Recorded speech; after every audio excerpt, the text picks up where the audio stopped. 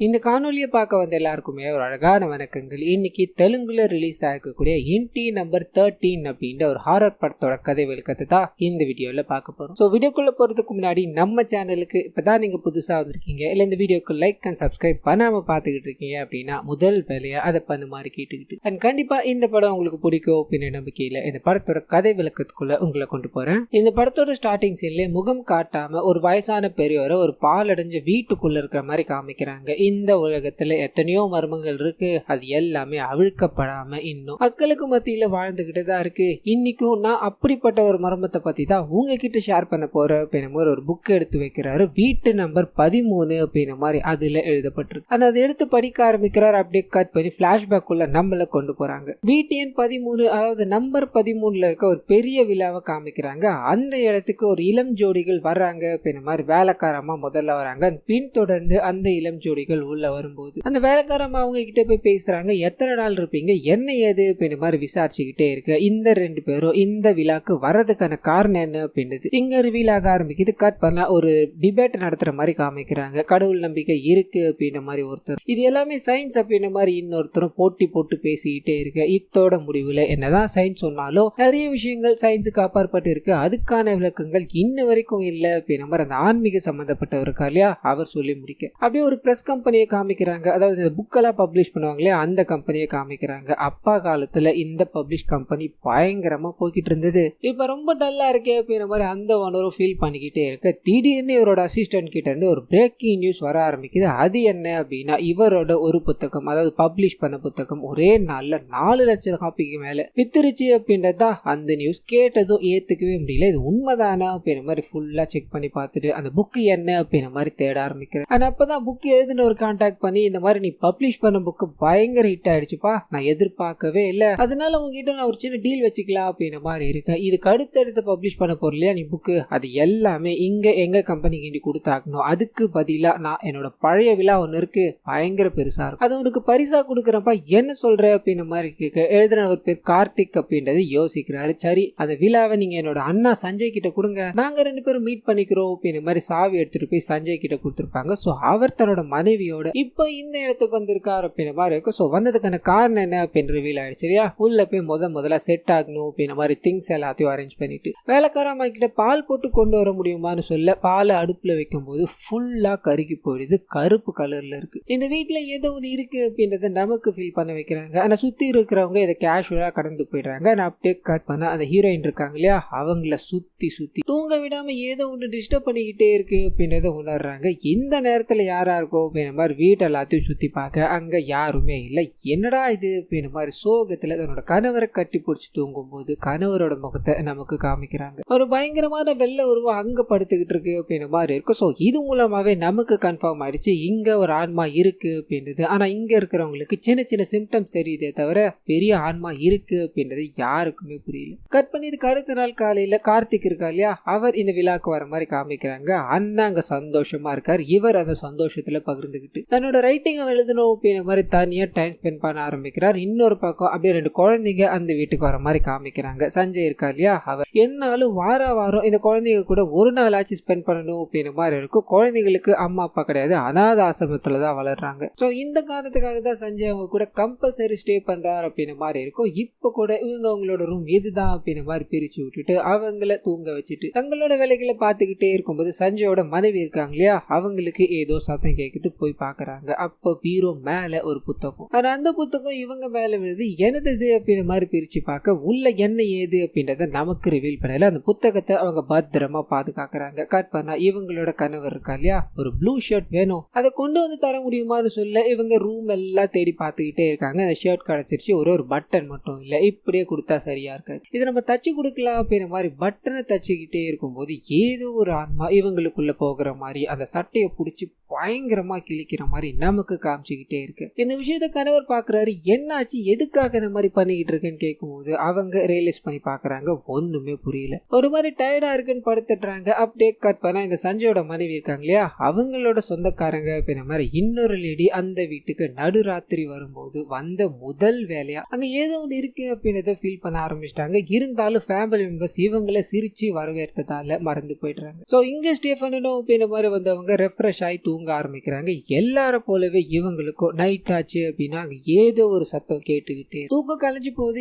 என்னவா இருக்கும் அப்படிங்கிற மாதிரி எழுந்து பார்க்க இவங்களை சுத்தி நிறைய வெள்ளை போர்வைகள் போத்திக்கிட்டே இருக்க மாதிரியும் அதுக்குள்ள ஒரு ஆள் நின்றுகிட்டே இருக்க மாதிரியும் ஃபீல் ஆகுது. இவங்க பயந்து போறாங்க. என்னவா இருக்கும் அப்படிங்கிற மாதிரி அதை தொடரலான்னு போக காலிங் பெல் அடிக்கிற சத்தம் அடிச்சுக்கிட்டே இருக்கு. நிக்கிற மாதிரியே இல்லை. இதனால இவங்க அங்கிருந்து போகும். இந்த வெள்ள உருவத்துக்கு பின்னாடி இருக்க விஷயத்த நமக்கு காமிக்கிறாங்க. பார்க்கவே ரொம்ப கொடூரமான ஒரு அகோர முகம் அப்படின்ற மாதிரி இருக்கும். ஸோ இந்த விஷயத்த நமக்கு காமிச்சிட்டு அப்படியே கட் பண்ணி இவங்க கிட்ட போகுது. காலிங் பெல் அடிச்சாங்க இல்லையா, போய் பார்க்கும்போது யாருமே இல்லை. ஒரு மாதிரி ஜர்க் ஆகுறாங்க, ஓடி போய் படுத்துடுறாங்க. இதுக்கு அடுத்த நாள் காலையில இந்த விஷயத்தை யார்கிட்டயாவது ஷேர் பண்ணலான்னு போக ஆனா முடியவே இல்லை, அப்படியே மறந்துடுறாங்க. அண்ட் கட் பண்ண அந்த 2 குழந்தைங்களும் அங்கிருந்து போற மாதிரி காமிக்கிறாங்க. நைட் ஆயிடுச்சு அப்படின்னா இங்க ஏதோ ஒன்று இருக்கு அப்படின்ற விஷயத்த குழந்தைங்க கண்டுபிடிச்சிட்டாங்க. ஆனா 2 குழந்தைங்களுக்கும் வாய் அவ்வளோ பேச முடியாததால சைகை மூலமா காமிக்க அங்க இருக்கிற யாருமே அதை புரிஞ்சிக்கல. வழி அனுப்பி மட்டும் வைக்கிறாங்க. அதே சமயத்துல கார்த்திக் இருக்கா இல்லையா, அந்த கதை எல்லாத்தையும் எழுதிக்கிட்டே இருக்கும்போது நியூஸ் பேப்பர்ல ஒரு விஷயத்த பாக்குறாரு. பயங்கர ஷாக் ஆயிட்டார். அது என்ன அப்படின்னா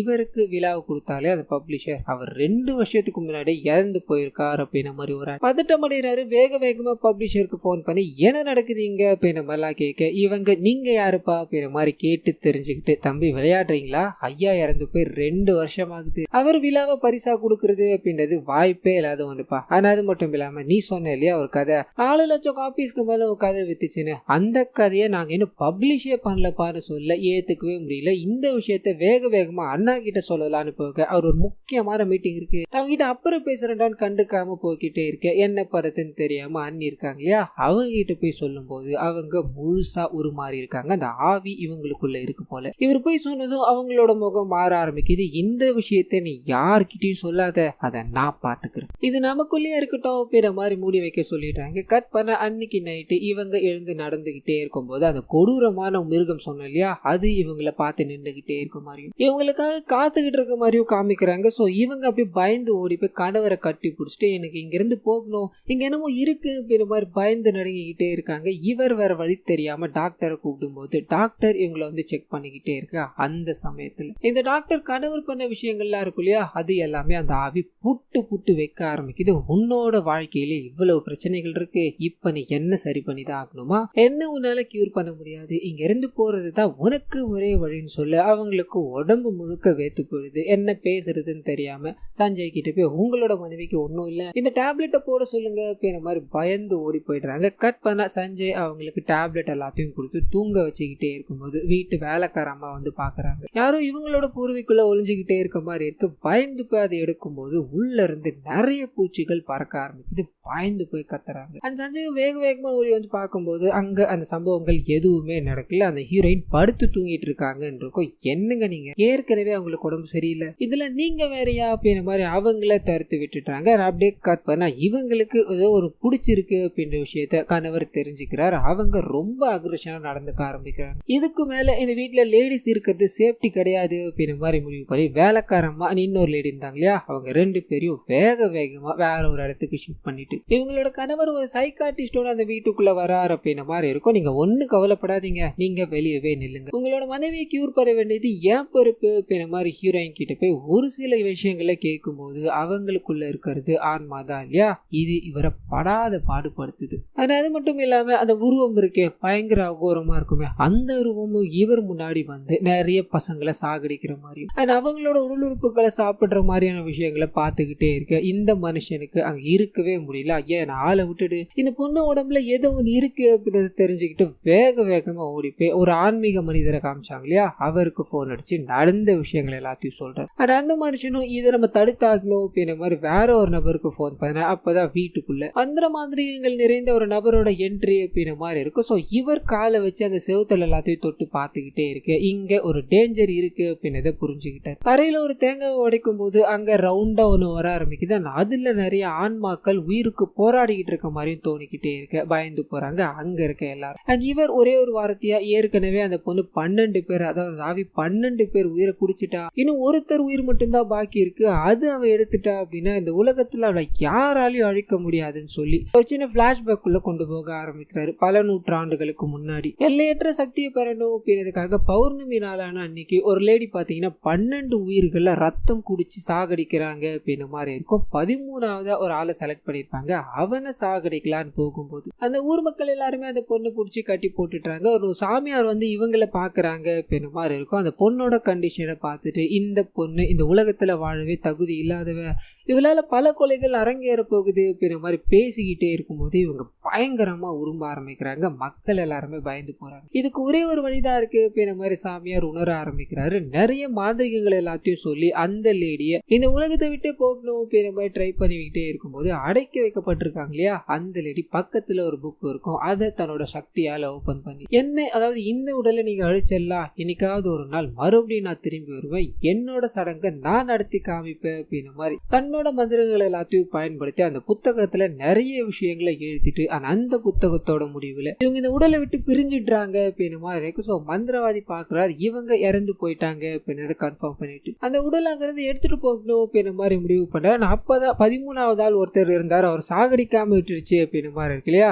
அந்த நபர் ஒரு சக்தி வாய்ந்த அமாவாசை நாள் பிறந்திருக்காரு அப்படின்ற மாதிரி இருக்கும். ஸோ சாமியார் அவர்கிட்ட போய் நீ பிறந்திருக்க நாள் அப்படின்றது ஒரு பயங்கரமான நாள், மந்திரவாதிகளுக்கு எல்லாமே உகந்த நாள், இதனால நீ 7 பிறப்பிகள் எடுத்தாலும் இதே உருவத்துல தான் இருப்ப, இந்த உருவத்தை அடையணும் அப்படின்ற மாதிரி இப்போ நம்ம ஒரு ராட்சசியை கொண்டோம் இல்லையா, அவ வந்துகிட்டே தான் இருப்பா, இந்த விஷயத்த இப்ப நான் தடுத்துட்டேன், இதுக்கு அடுத்தடுத்த பிறவிகள்ல கடவுள் தான் உன்னை காப்பாற்றணும் அப்படின்ற மாதிரி அங்க இருந்து போயிருப்பார். ஸோ இந்த பிறவியில ஒண்ணுதான் இப்போ இங்க போய்கிட்டு இருக்கு அப்படின்ற மாதிரி இருக்கும். ஸோ அந்த நபர் யாருன்னு பாத்தீங்கன்னா சஞ்சயோட தம்பி இருக்கார் இல்லையா, அவர் தான். அவரோட உயிரை எடுத்துட்டாங்க அப்படின்னா அந்த ஆன்மாவை யாராலையும் கட்டுப்படுத்த முடியாது அப்படின்ற மாதிரி இருக்கும். ஸோ இதை தெரிஞ்சுக்கிட்டு இதை தடுத்தாக்கணும் அப்படின்ற மாதிரி அங்க வந்த நபர் முதல் வேலையா அந்த ஆன்மாவை, அதாவது பேய வெளியே கொண்டு வர வைக்கிறார். என்னையும் இந்த இருக்கிற எல்லா மக்களையும் தாண்டி தான் நீ கார்த்திக் கிட்ட போக முடியும், முடிஞ்சா அவங்க கிட்ட போய்க்கோ அப்படின்ற மாதிரி அவங்க கிட்ட சவால் விட்டுட்டு அவங்க கூட சண்டை போட ஆரம்பிக்கிறாங்க. நிறைய மந்திரங்கள் எல்லாத்தையும் இவர் சொல்லிக்கிட்டே இருக்க அவங்க பங்குக்கு நிறைய விஷயங்களை பண்ணிக்கிட்டு இருக்காங்க அப்படின்ற மாதிரி இருக்கும். ஸோ சைக்காட்டிஸ்டும் இதுக்கு உதவணும் அப்படின்ற மாதிரி போகும்போது அவரை அந்த ஆன்மா அப்படியே வசியப்படுத்துது. அடுத்ததான் இந்த மந்திரங்கள் எல்லாத்தையும் சொல்லிக்கிட்டு இருக்காரு, அவர்கிட்ட போகுது,